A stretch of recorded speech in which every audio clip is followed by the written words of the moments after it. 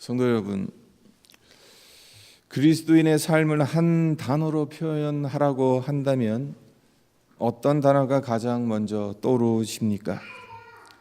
사랑, 믿음, 순종, 헌신과 같은 단어가 떠오르지 않습니까?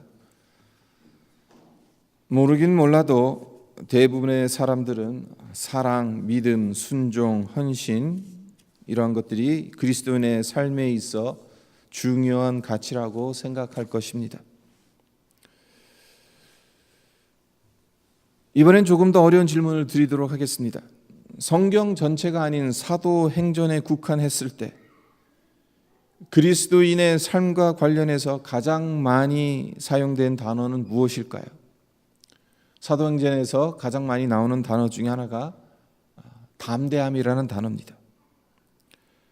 사도행전은 성령의 충만함을 받은 초대교회의 성도들이 그들의 삶에서뿐만 아니라 세상을 향해서도 담대히 승리하였음을 보여주는 책입니다. 담대함, 헬라어로 파레시아라고 하는데 담대함이 없으면 하나님께 나아갈 수도 없고 세상에서 승리하기도 힘듭니다. 그렇다면 우리가 하나님께 나아갈 때 담대함으로 나아갈 수 있는 근거가 어디에 있는 것이겠습니까? 그 근거는 다름 아닌 하나님께서 베푸신 은혜에 있습니다. 오늘 본문 말씀 중 하나인 히브리서 4장 16절을 보십시오. 그러므로 우리는 긍휼하심을 받고 때를 따라 돕는 은혜를 얻기 위하여 은혜의 보좌 앞에 담대히 나아갈 것이니라. 하나님께 긍휼하심을 받을 수 있는 것도 때를 따라 돕는 은혜를 얻을 수 있는 것도 궁극적으로 하나님의 은혜가 있기에 가능한 겁니다. 그리고 이 은혜 때문에 은혜의 보좌 앞에 담대히 나아갈 수 있는 것입니다. 그런데 말입니다. 은혜의 보좌, 상당히 모순적이라는 생각이 들지 않습니까? 보좌는 절대 권력을 상징하고 세상의 관점에서 보면 권력은 힘에서 나옵니다. 그리고 힘은 대개 선정을 베푸는 쪽으로 사용되기보다는 자신의 권력을 유지하기 위해 백성들을 억누르는 도구로 사용하기 쉽습니다. 이것이 세상의 많은 나라가 보여주는 역사입니다. 하지만 이는 비단 세상 나라에만 있어 왔던 일이 아닙니다. 국가의 정체성을 하나님의 다스림에서 찾았던 이스라엘에게도 흔하게 일어났던 일입니다. 솔로몬 사후 남유다와 북이스라엘 두 왕국으로 나누어진 이스라엘의 역사를 보세요. 남유다 왕국엔 총 20명의 왕들이 있었습니다. 그 중에 8명이 하나님 보시기에 선한 왕들이었다고 평가를 받고 있습니다. 나머지 12명은 악한 왕들이었다라고 평가를 받습니다. 선한 왕이 8명이나 되면 많은 것 아니냐라고 생각할 수도 있겠습니다만 반이 되질 않잖아요. 북이스라엘 왕국의 경우엔 차마 말하기도 민망합니다. 왜냐하면 북이스라엘에는 19명의 왕들이 있었습니다. 19명 모두가 하나님 보시기에 악을 행한 왕들이었기 때문입니다. 이스라엘 역사 남유다 왕국의 20명의 왕 그리고 북이스라엘의 19명의 왕 다 합쳐서 39명 중에 8명만 선한 왕이었다는 거예요. 나머지는 다 악한 왕이었다는 거예요. 이것이 우리에게 보여주는 것이 무엇이겠습니까? 힘과 권력은 선한 쪽보다는 악한 쪽에 사용되기 훨씬 쉽다라는 것입니다. 그래서 보좌하면 제일 먼저 떠오르는 것이 무소불위의 권력이지 은혜가 아닙니다. 하지만 하나님의 보좌는 폭력이 아닌 은혜로 점유되어 있습니다.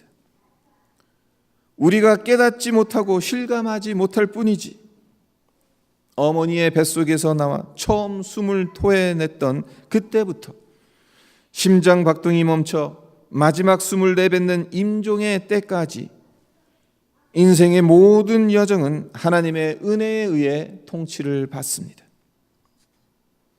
우리가 살아가다 보면 숨이 턱 밑까지 차오를 정도로 힘들 때가 있죠.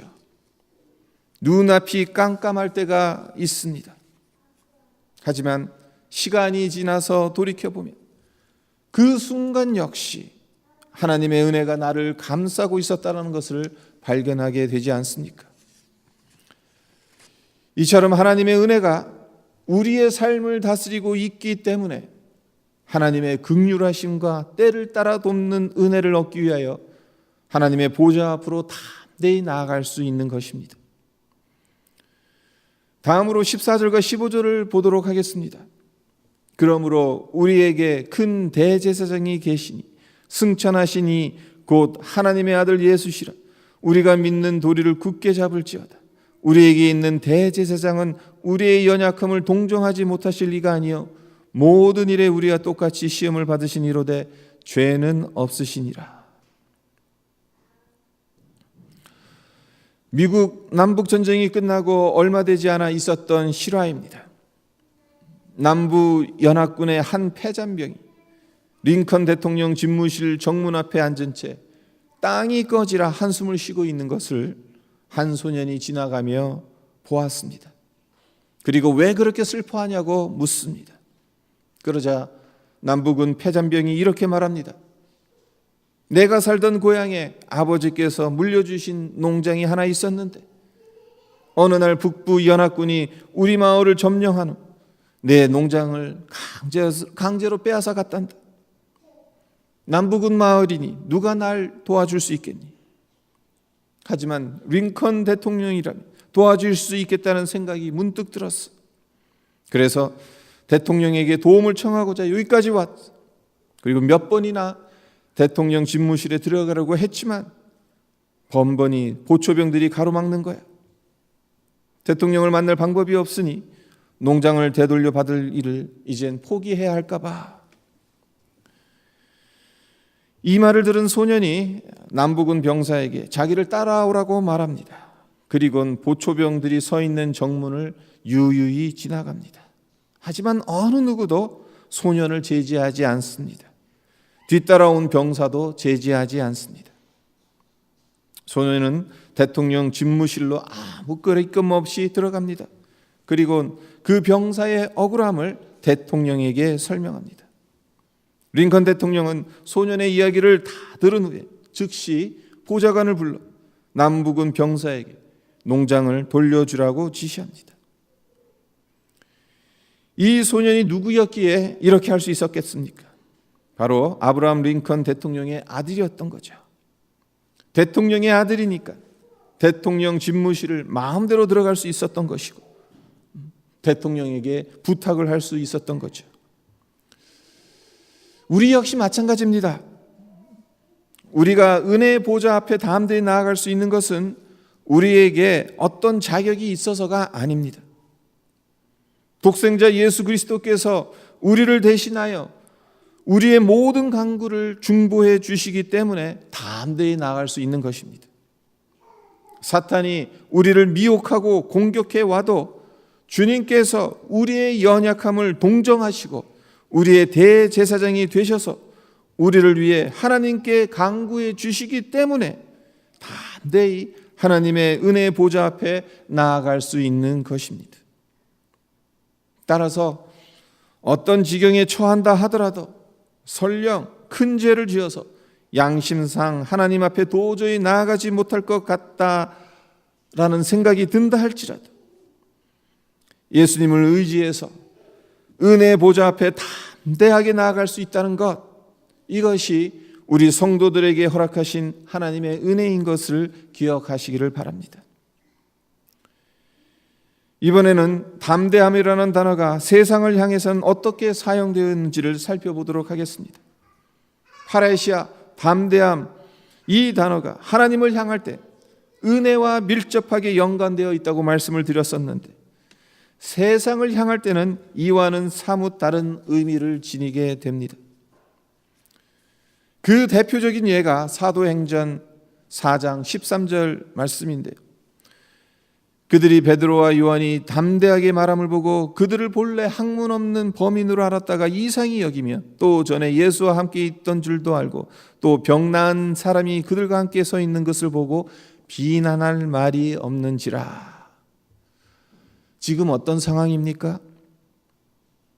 베드로와 요한이 성전 미문 앞에서 구걸하고 있던, 나면서 못 걷게 된 이에게 은과 금은 내게 없거니와 내게 있는 이것을 내게 주노니 나사렛 예수 그리스도의 이름으로 일어나 걸으라 라고 선포하고 그를 고쳐주죠. 그리고 이 뉴스는 급속도로 예루살렘 곳곳에 퍼져나가게 되었고 그 결과 수많은 사람들이 솔로몬 행각으로 모여들었습니다. 당연히 베드로는 이 좋은 기회를 놓칠 리 없습니다. 많은 사람들 앞에서 예수의 복음을 담대히 전합니다. 그런데 이 일로 베드로와 요한은 유대 종교 지도자들 앞에 끌려와 신문을 받게 됩니다. 서기관들과 장로들 어떤 자들입니까? 유대교와 율법에 관해서는 최고의 전문가들입니다. 그렇기 때문에 나사렛 깡촌 출신인 예수의 두 제자 베드로와 요한을 신문하는 것은 누워서 떡 먹는 것과 같이 쉬운 일이라 생각했을 겁니다. 하지만 막상 베드로와 요한을 신문해 보니 그들이 생각했던 베드로와 요한이 아닙니다. 종교 지도자들은 베드로와 요한을 본래 학문 없는 범인으로 여겼었는데 말로 표현할 수 없는, 그러나 부정할 수 없는 강력한 무엇인가가 그들에게 있음을 발견하며 놀라게 됩니다. 1세기 당시 학문이 없다는 말은 정규 랍비 교육을 받지 않았다는 의미입니다. 오늘날로 치면 신학교에서 교육을 받지 않았다는 거예요. 그리고 범인이라는 말은 전문적인 지위가 없다는 것을 뜻합니다. 안수받은 목회자가 아니라는 거죠. 그런 그들이 종교 지도자들에게 넘는 특별한 무언가로 백성들에게 강력한 영향력을 발휘하고 있는 겁니다. 이스라엘에서 종교에 관한 최고의 권위자들도 범접할 수 없는 영적 권위를 나사렛 촌동네 예수 추종자들이 소유하고 있는 겁니다. 그러니 종교 지도자들이 얼마나 놀랐겠습니까? 여기서 우리가 발견할 수 있는 중요한 영적 진리가 있습니다. 그리스도인이 지니는 담대함은 학력이나 출신 성분이나 사회적 신분과 같은 외부적 요인으로 생기는 것이 아니라는 겁니다. 예수 그리스도의 심장을 소유한 자가 이 담대함을 가질 수 있다는 것입니다. 언젠가도 말씀드렸던 우화인데요. 잠을 자다가 부스럭거리는 소리만 들려도 놀라서 깨는 두려움이 많은 생쥐가 있었습니다. 이 생쥐가 두려움 때문에 너무 고생하니까 만약 고양이가 될 수 있다면 이 두려움에서 벗어날 수 있을 텐데라는 막연한 소원을 품게 됩니다. 그런 그가 어느 날 운 좋게 어떤 소원도 다 들어줄 수 있는 능력이 있는 마술사를 만나게 됩니다. 생쥐가 마술사에게 자기 소원을 말합니다. 마술사님, 저를 고양이로 만들어 주세요. 그러면 더 이상 두려움에 사로잡히지 않을 것 같아요. 마술사는 흔쾌히 생쥐의 소원을 들어줍니다. 그래서 생쥐는 고양이로 변합니다. 고양이가 된 생쥐, 이젠 겁날 게 하나도 없는 것처럼 씩씩하게 집으로 돌아갑니다. 그런데 집으로 돌아가는 도중에 사나운 맹경과 맞닥뜨리게 됩니다. 사나운 개를 만났으니 걸음아 나 살려라 도망을 칠 수밖에 없는 거죠. 고양이가 된 생쥐는 개가 언제 또 출몰할지도 모른다는 생각에 두려움에 휩싸인 채 하루하루를 보내게 됩니다. 그래서 마술사를 한 번 더 만나서 새로운 소원을 들어달라고 부탁을 합니다. 마술사님, 저를 개로 만들어 주세요. 그러면 정말 겁날 게 없을 것 같습니다. 이번에도 마술사는 흔쾌히 그의 소원을 들어줍니다. 이제 생쥐가 고양이로 변했다가 고양이가 또다시 개로 변신한 거죠. 개로 변신한 생쥐, 더 이상 두려울 게 없습니다. 이젠 어디서든 자유를 만끽할 수 있다는 그 자신감이 충만했습니다. 그래서 예전엔 무서워서 얼씬거리지도 못했던 숲속을 의기양양하게 걸어갑니다. 그런데 이게 웬일입니까? 숲속에서 호랑이 한 마리가 튀어나오더니 잡아먹을 기세로 으르렁거리며 달려드는 겁니다. 이에 화들짝 놀란 개로 변한 생쥐는 뒤도 돌아보지 않고 걸음아 나 살려라 도망치게 됩니다. 집에 돌아온 개로 변한 생쥐가 머리를 굴립니다. 이번이 마지막이야. 마술사를 찾아가 소원을 한 번 더 들어달라고 부탁해야겠다. 그리고 다음 날 마술사를 만나 소원을 말합니다. 어제 숲속을 거닐다 호랑이를 만나는 바람에 무서워서 죽는 줄 알았습니다. 절 호랑이로 만들어 주신다면 정말로 이 세상에서 무서울 것이 없을 것 같습니다. 생쥐는 마술사가 그의 소원을 흔쾌히 들어줄 것으로 기대했었는데 이제까지 계속해서 들어줬으니까 마술사의 표정이 험악하게 바뀝니다. 그리고 개로 변신한 생쥐를 호랑이가 아닌 본래의 생쥐로 바꿔놓습니다. 그러면서 이렇게 말합니다. 너는 생쥐의 심장을 가진 놈이다. 고양이로 바뀌어도 개로 바뀌어도 심지어 내가 호랑이로 바꿔준다 해도 생쥐의 심장을 가졌기 때문에 어려운 상황에 부딪힐 때마다 계속해서 두려움에 떨 것이다. 생쥐의 심장을 가졌으니 본래 생쥐의 모습으로 돌아가라. 말도 안 되는 우화를 말씀드렸습니다마는 이 우화에서 깨달아야 할 교훈이 있지요. 여러분과 우리는 예수 믿기 전까지만 해도 아담의 심장을 가진 자들이라고 할 수 있습니다. 죄를 범했기 때문에 하나님의 얼굴을 피해 숨으며 두려움과 불안에 떨 수밖에 없었던 아담의 심장을 가진 자들이었습니다. 하지만 여러분과 저를 대신해서 십자가에 달리신 예수님의 희생으로 인해 이젠 아담의 심장 대신에 예수님의 심장을 이식받은 자들이 되었습니다. 그러나 기억해야 할 것이 있습니다. 그것이 무엇인가 하면요, 날마다 예수 그리스도와 동행하는 친밀한 교제가 없다면 예수의 심장에서 품어나오는 담대함을 지속적으로 유지할 수 없다라는 사실입니다. 여러분과 저는 예수의 심장을 소유한 자들이기는 합니다만 그럼에도 불구하고 만약 우리 안에 담대함이 없다면 그 이유는 너무나도 자명한 것입니다. 날마다 하나님과 동행하는 친밀한 교제가 없기 때문에 예수의 심장에 영양분이 공급되지 않아 그 심장이 멈췄거나 뛰어도 담대함이라는 폭발력을 발산할 만큼 힘차게 뛰지 못하고 간신히 뛰는 것이겠죠.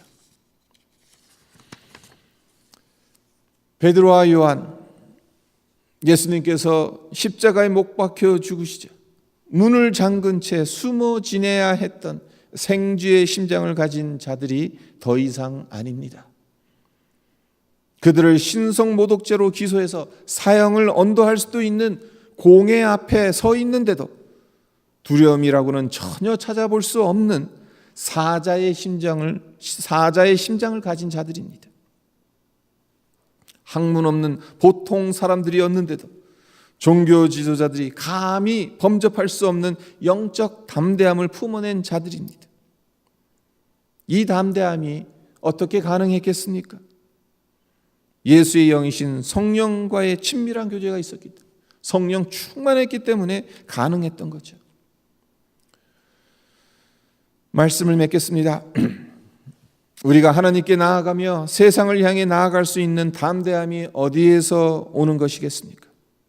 우리 안에서 저절로 생겨나는 것이겠습니까? 아니면 선한 일들을 많이 하면 얻을 수 있는 것이겠습니까? 아닙니다.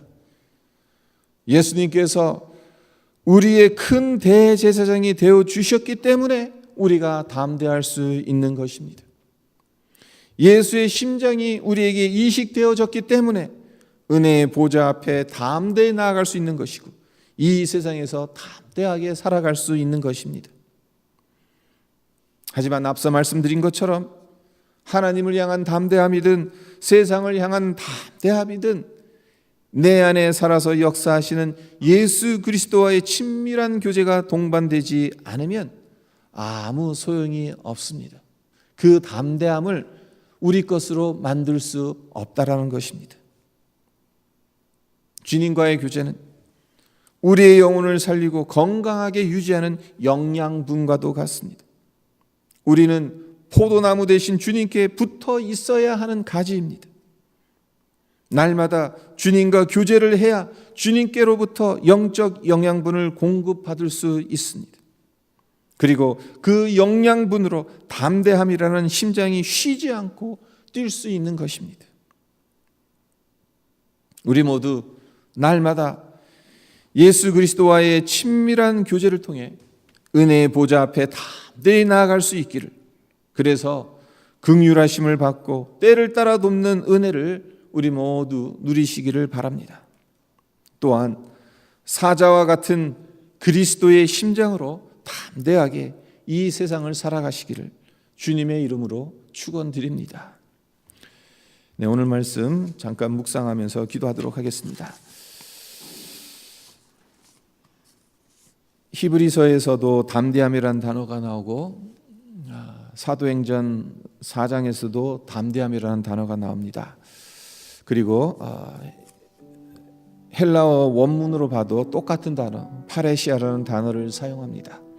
네, 하나님 앞에 나아갈 때 이 담대함, 그 담대함은 어떻게 해서 주어졌는가? 그 근거가 어디 있느냐? 하나님의 은혜에 있다라고 말씀을 드렸습니다. 그리고 예수님께서 우리의 큰 대제사장이 되셔서 우리의 연약함을 동정하실 수 있다는 것. 우리를 위해 우리의 연약함과 우리의 죄를 십자가에서 대신 지셨을 뿐만 아니라 우리의 연약한 모습들 주님께서 대신 강구하시고 중보하실 수 있기 때문에 우리가 담대하게 은혜의 보좌 앞에 하나님 앞에 나아갈 수 있다는 사실입니다. 또한 이 세상에서 우리가 담대히 살아갈 수 있는 그 근거 역시 어디에 있느냐? 바로 성령 충만한 속에서 우리가 이 담대함을 누릴 수 있다라고 말씀을 드렸습니다. 베드로와 요한, 주님 잡혀 죽으시던 날 베드로는 계집종에게 예수님 모른다라고 3번이나 부인했던 사람입니다. 예수님께서 부활하신 그날에도 무서워서 문을 꼭꼭 걸어 잠그고 그들끼리 지내고 있었습니다. 그렇게 정말 두려워서 어찌할 줄 몰랐던 그들, 어쩌면 생지의 심장을 가지고 있었던 그들, 성령 충만함 받고 난 이후에는 완전히 달라집니다. 사자의 심장을 가지게 됩니다. 공회 앞에서, 종교 지도자들 앞에서, 서슬퍼른 권력 앞에서도 주눅들지 않고 예수의 복음을 전합니다. 성령 충만했기 때문에 예수님이 어떤 분이신지, 예수님이 무엇을 위해서 십자가를 지셨는지 깨달았기 때문에 저들이 그러한 담대함을 발휘할 수 있었던 거죠. 기도하기는 우리도 하나님 정말 이 담대함으로 하나님의 은혜의 보좌 앞에 나아갈 수 있게 해주십시오. 또 이 세상에서도 담대함으로 이 세상을 승리하며 살아갈 수 있게 해주십시오. 우리로 하여금 성령 충만케 하여 주셔서 이 담대함 속에서 하나님을 만나게 하시고 이 세상을 살아가게 해주실 것을 위해서 함께 기도하도록 하겠습니다. 기도드리겠습니다. 아버지 하나님, 오늘 히브리서 4장과 사도행전 4장